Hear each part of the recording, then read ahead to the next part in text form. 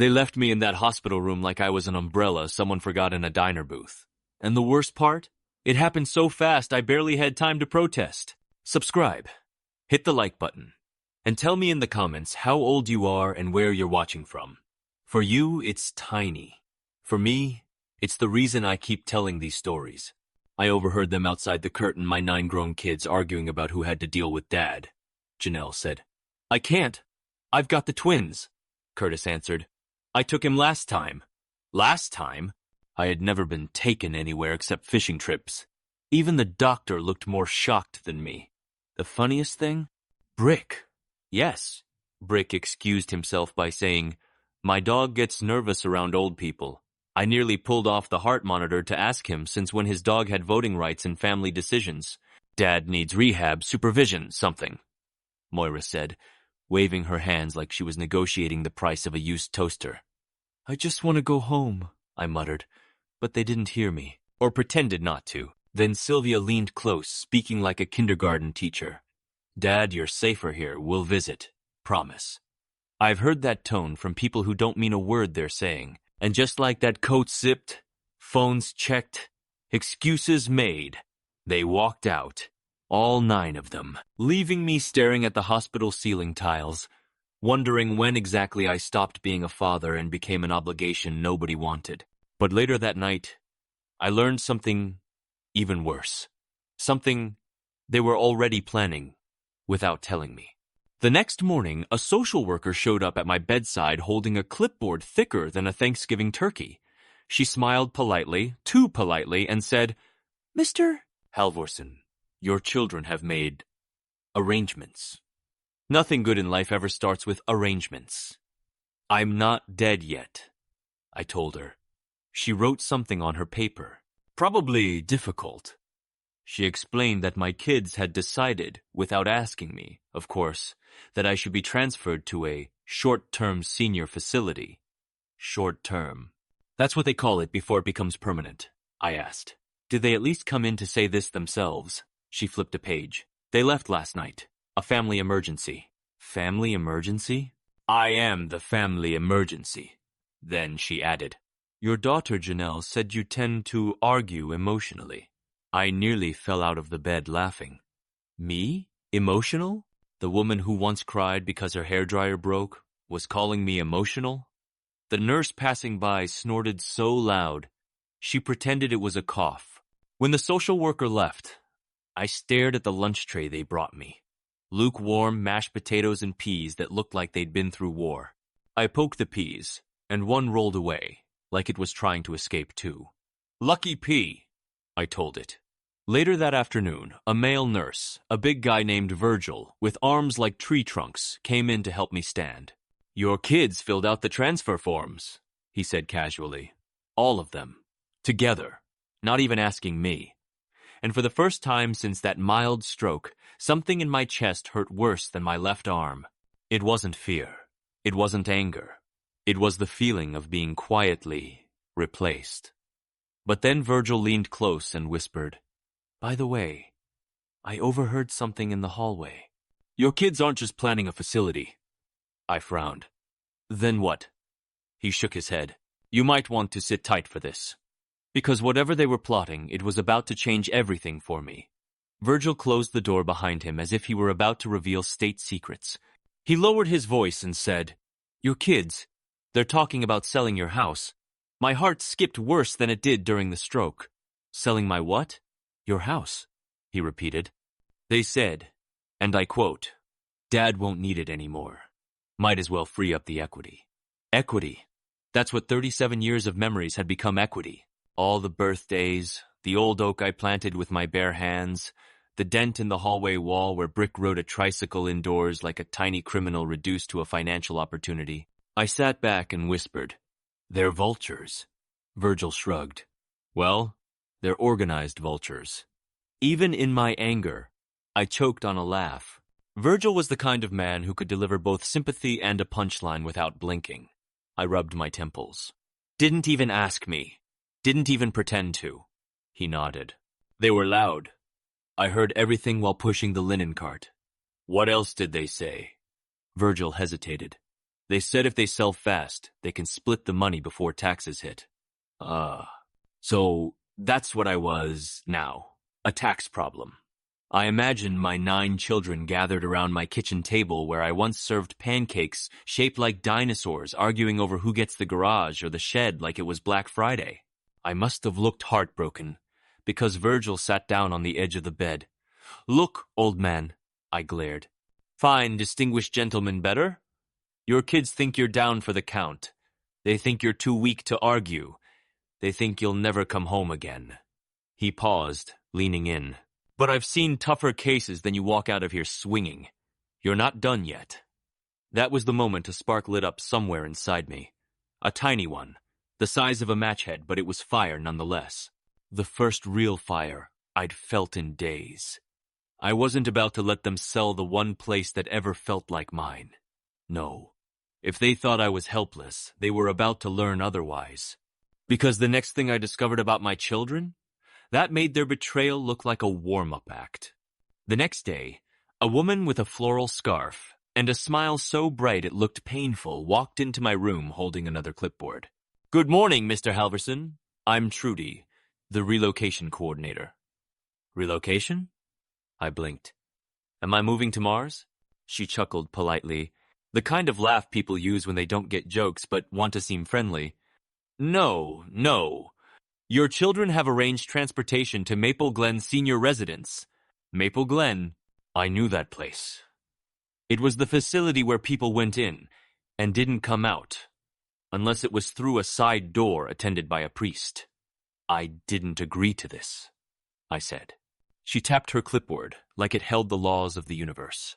"The paperwork is signed. By them, not by me." When she asked me to choose between a shared room or a standard economy room, I laughed so hard I nearly set off the heart monitor alarm. "Economy? What am I, a suitcase on a budget airline?" Trudy blinked. "It's just terminology." "Well, I want the terminology where I stay in my own house." She gave me the smile people reserve for stubborn toddlers and walked out. I sat there, stewing in my own frustration, when an elderly man in the next bed whom I hadn't spoken to because he slept more than a cat in winter suddenly opened one eye. "You know," he said, voice dry as toast, "if my kids tried to relocate me, I'd fake a haunting." I stared. "A what?" "A haunting. Rattle some pipes. Moan in the hall. Leave messages on mirrors. They'd run faster than my ex-wife when she saw divorce papers." I burst out laughing for the first time in days. This stranger, this half-sleeping, half-dreaming old man had just given me my first breath of relief. "My kids plan to sell my house," I admitted quietly. He snorted. "You raised them wrong. I raised them the best I could." "Exactly," he said. "That's the problem. You were nice." He turned over, muttering. "Nice dads get abandoned. Mean dads get respect." Should have yelled more. The ridiculousness of his advice made me grin, but behind the grin was a deep, throbbing ache. How had 9 different childhoods, 9 different personalities, 9 different small hands I held on 9 first days of school, all grown into people who saw me as a burden rather than a father? I thought I had reached the lowest point, but that evening, when a nurse brought in my mail, I found something tucked between the envelopes that froze my breath completely. A document, folded 3 times. Signed by all 9 of my children. What it said shook me in a way I didn't think was still possible at my age. It wasn't a letter. It wasn't even an apology. It was a power of attorney agreement already notarized, already stamped, giving my 9 children full control over my finances, due to diminished capacity. Diminished capacity. As if forgetting where I left my glasses last Tuesday made me unfit to decide my own life. I felt the paper tremble in my hand. Maybe it was my anger, maybe my heart, maybe both. The signature line where my name belonged was blank, of course. They couldn't forge that. But everything else, they'd already filled out. Below the signatures was a note scrawled in Curtis's handwriting. "Dad, don't worry. This is just to help manage things while you recover." Manage things? Like what? The sale of my home? The draining of my savings? The turning of my life into a group project? I must have looked like I was about to combust because the old man in the next bed lifted his head. Bad news? They want power of attorney. He whistled. Oof. That's the Super Bowl of betrayal. I ran my fingers through my thinning hair. They're treating me like a wallet with legs. He shrugged. Could be worse. My son treated me like a wallet without legs. Before I could laugh, Nurse Maribel came in, a tiny woman with a bun so tight it could deflect bullets. She saw the document and pursed her lips. Oh no, I've seen that form before. You have? She nodded. Usually right before a family starts arguing over who gets the recliner. I groaned. The recliner is mine. Not once they get the paperwork, she said, patting my hand.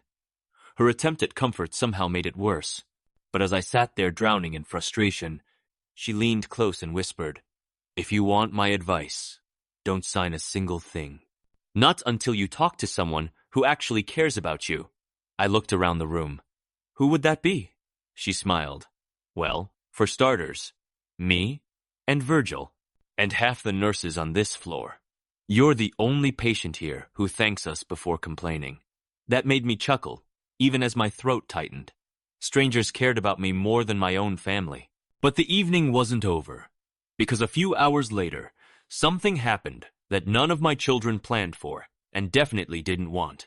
A visitor arrived, one they didn't expect, and he walked into my room with a look that told me everything was about to change. The visitor stepped inside like he owned the place, broad shoulders, square jaw, hair combed so perfectly it looked like it had its own mortgage. Dad, he said, we need to talk. It was Toby, my youngest. The only one who used to cry when I left for work. The only one who once sat on my lap and said, when I grow up, I'll take care of you. Well, apparently that promise had expired without notice. He pulled up a chair, sat backwards on it like a youth pastor, and sighed dramatically. Listen, the others don't think you're in the right state of mind to make financial decisions. I raised an eyebrow.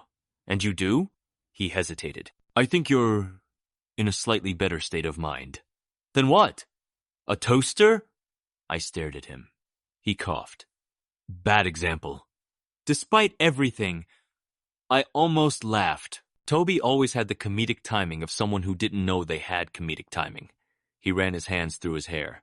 Dad, selling the house, it's not a bad idea. It's big. It's old. The roof cries every time it rains. It cries because your brother Brick fell through it in 1998, I snapped. You remember that? That was a weird Thanksgiving, he admitted. He leaned closer. The others want to sell it fast. They already talked to a realtor. My heart tightened. Without me? He winced. They said you'd make it. Complicated. Complicated. The new modern word for alive. I looked him in the eyes, those same brown eyes he had when he was small and used to bring me wilted dandelions because he didn't know they were weeds. Toby, do you want them to sell my house? He opened his mouth, closed it, opened it again, like a fish trying to negotiate. Finally, he muttered, I don't know. What do you mean you don't know? Well, he scratched his head. My car needs a transmission.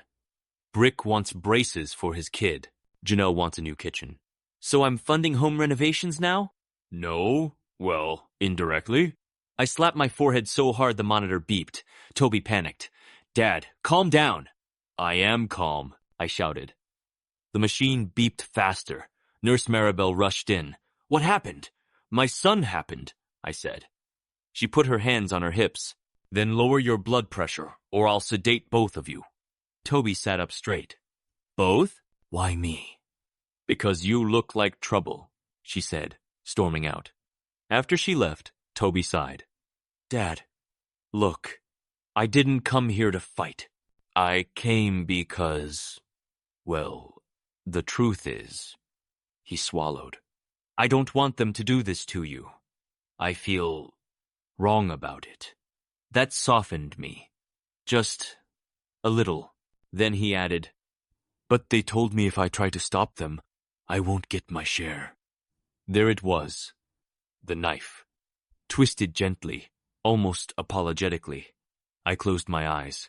For a moment I thought I might cry, but no. Not now. Not in front of Toby. Instead, I said, get out. Dad! I said, get out.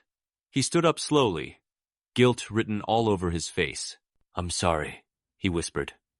And as he walked out the door, I realized something cold, sharp, and painfully clear. I wasn't just losing my house. I was losing my family. But the universe can be strange. Because minutes later, a person I hadn't seen in years walked in, and what they told me turned everything on its head. She appeared in the doorway like a ghost from a chapter of my life I thought was closed forever. A navy coat, gray scarf, hair pinned up the same way she wore it the day she left town. "Hello, Arlo," she said softly. My chest tightened. It was Nora, my late wife's younger sister. A woman my kids absolutely could not stand, mostly because she had a habit of telling them the truth. Loudly. With charts. "What are you doing here?" I whispered. She stepped inside, placing a paper bag on my bedside table. "Heard you were dying. Thought I'd bring you your favorite banana muffins before you go." I blinked. "I'm not dying." She shrugged. "Then I brought too many muffins." Her humor always hit sideways. It was like being slapped by a warm pillow. She took off her gloves, sat in the visitor chair, and lowered her voice. "Your children called me. Wanted my signature as a character witness." "For what?" She raised an eyebrow. "For the power of attorney." I nearly choked on my own tongue. "They wanted you to sign?" "Oh yes," she said. "Apparently I'm the sensible relative. A title I've never had before and frankly don't deserve." Then she leaned in. "And they tried to convince me you're confused, irrational, and emotionally unstable." I burst out laughing. "Emotionally unstable? Me?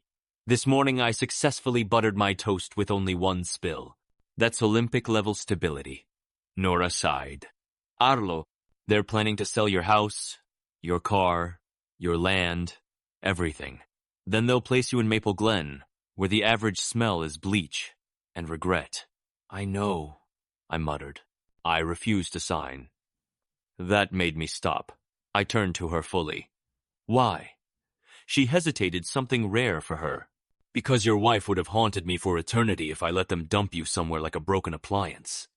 A laugh escaped me, but it cracked in the middle. Hearing her name, my late wife hit me in a place still sore after all these years. "She always said," Nora continued, "if anyone puts Arlo in a home, I'll rise from the grave with a frying pan." "She did love her frying pans," I murmured. "And she loved you," Nora added quietly, "even when you were a stubborn mule who refused to fix the porch light for 3 years. I was testing its durability."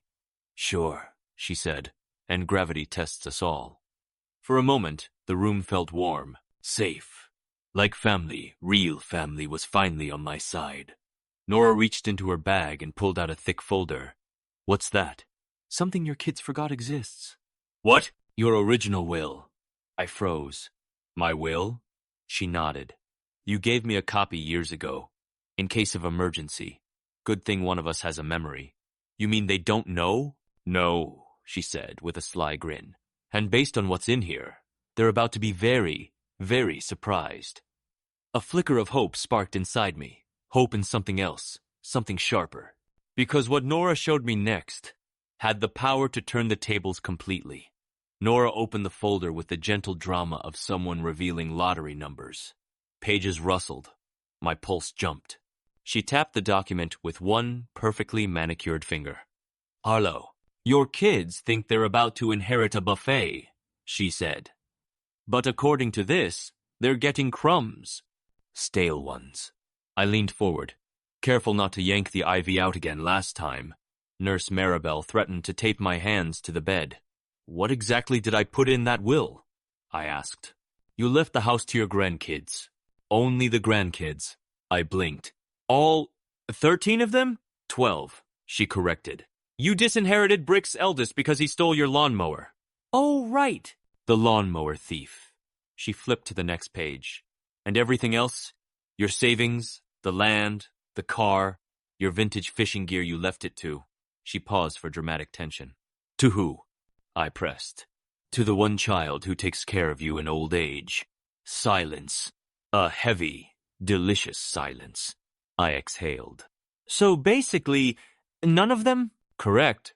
"Well, that simplifies things," I muttered. Nora laughed so hard the nurse poked her head in to check if we were choking. But then her smile softened. Arlo, your kids don't know this will exist. They think they're days away from dividing your life like leftover pie. They won't be happy, I murmured. Oh, they're going to react like raccoons when you take away the trash can. A weak laugh escaped me then. A heavier feeling sank in. My children, how did they become like this? Nora sighed. You gave them everything. Sometimes love spoils worse than milk in July. Her bluntness stung because it was true. I raised them to be comfortable, not grateful. Safe, not responsible. Loved, but never challenged.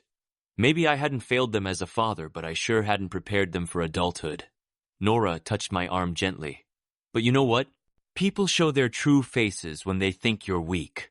Lucky for you, you're not. I sat up straighter, the fire inside me growing. I'm getting out of here. I'm going home. Nora grinned. I thought you'd say that.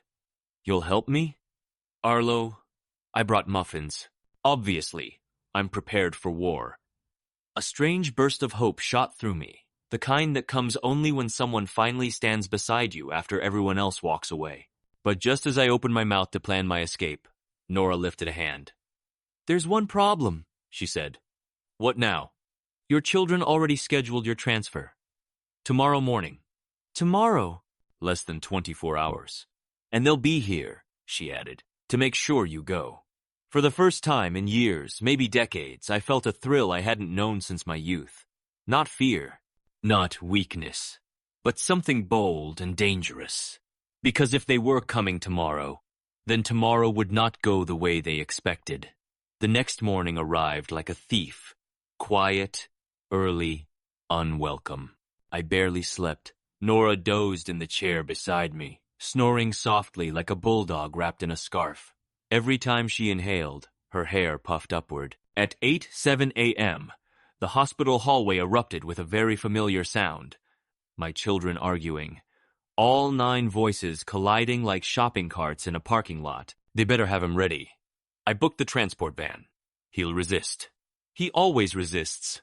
Does Maple Glen allow scented candles? Why would you bring scented candles? To make it feel like home. He has a home, I smirked. If they only knew. Nora jolted awake. They're here?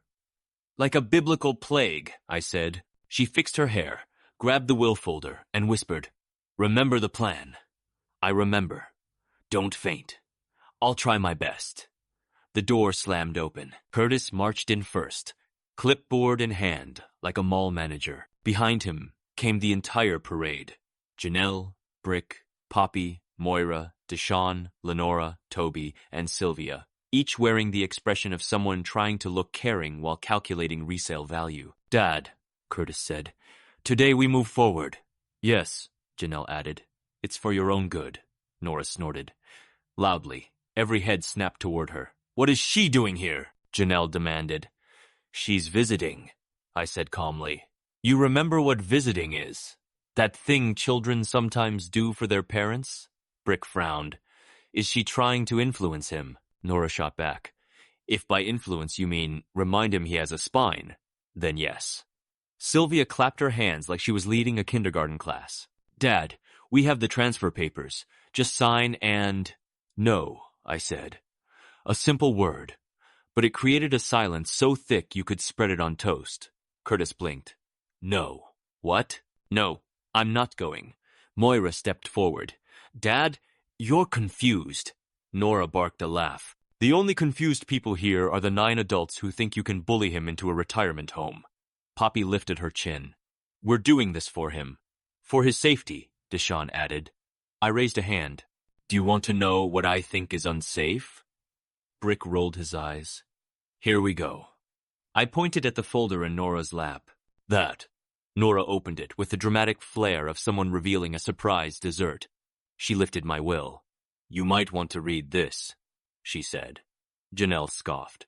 We already know what it says. We inherit... No, you don't, Nora cut in. You disinherited us! Brick shrieked, sounding exactly like he did at age 10 when someone stole his pizza roll. No, I said. You disinherited yourselves. One by one, their faces twisted confusion. Then shock. Then pure grocery store brand horror. You get nothing, I said. Not the house, not the land, not the savings. Curtis stepped closer. You're lying. Read it, Nora said, waving the will like a victory flag. Lenora grabbed it, her eyes widened. Oh my God. Then the room erupted. Voices overlapping, accusations flying, Brick threatening to sue gravity, complete chaos. Through the noise, Toby whispered, Dad, does this mean nothing? I turned to him. It means the person who takes care of me in old age inherits everything. He looked down, ashamed. I didn't. No, I said softly. You didn't. The arguments grew louder, but I no longer felt small, or helpless, or abandoned. For the first time in days, I felt in control. But the real final blow, the one that would end everything, was still waiting in the hallway, ready to walk in. The door opened quietly this time. No shouting, no chaos. Just a man in a dark vest holding a stack of papers and a badge around his neck. Mr. Halverson? He asked. That's me. I'm Attorney Powell. Your nurse said you asked for legal support? My kids froze like deer caught doing something illegal, which, considering the forged plans, wasn't far off. Attorney Powell stepped in, calm as a winter lake. I've reviewed your will, the attempted power of attorney documents, and the notes from the hospital staff. He glanced at the 9 adults clustered around my bed. Your children have misunderstood the law. Curtis bristled. We were just trying to bypass your father's rights, the attorney said. Curtis shut his mouth like someone taped it. Powell looked at me. You're mentally competent. Fully. Your medical chart confirms it. I raised an eyebrow at my children. Would you look at that? My brain still works, Poppy whispered. Oh no. Therefore, Powell continued, you cannot be relocated without consent. You cannot be placed into any facility without consent. And your property cannot be sold without your explicit signature. Janelle began hyperventilating like someone canceled her Pilates class. But we already scheduled the sale. Then you'll have to cancel it, Powell said. Moira tried a different tactic. Dad, be reasonable. We were just done, I cut in. Done what? She asked. Done with all of you managing my life. They blinked at me, 9 faces, 9 guilt-ridden expressions. I continued, voice steady. You didn't check on me. You didn't comfort me. You didn't even ask me what I wanted. You treated me like a broken appliance, something to store away and disassemble. Sylvia flinched. Toby looked at the floor. Even Brick looked ashamed, which was new for him. I took a breath. And because of that, you inherit nothing. Not a house, not a car, not a dime. Curtis stepped forward. Dad, don't do this. I'm not doing anything, I said. You did. Then I turned to Powell. I'd like to sign the updated version, the one that makes my wishes crystal clear. He handed me the papers and a pen. My hands shook not from weakness, but from the weight of what I was taking back. My life, my dignity, my home. When I finished signing, I folded the papers and gave them to him. Thank you. My pleasure, sir, he said. You have more support here than you know. My children watched silently. They looked smaller somehow, not physically, but in spirit. People shrink when their entitlement evaporates. I pointed to the door. You can all go now. Come back when you want to visit me, not use me. One by one, they shuffled out, some arguing, some crying, some stunned into silence. Only Toby lingered. Dad, I'm sorry, he whispered. I know, I said. But apology is a seed. It grows only if you water it. He nodded and left. After the room quieted, Nora sat on the bed and handed me a muffin. We really did it, she said. We did. How do you feel? I looked at the sunlight hitting the wall warm, steady, just like home. I feel like a man who got his life back. She patted my shoulder. You're not going to Maple Glen, you know. No, I smiled. I'm going home. And I did. With my house still mine, my future still mine, and my dignity finally exactly where it belonged,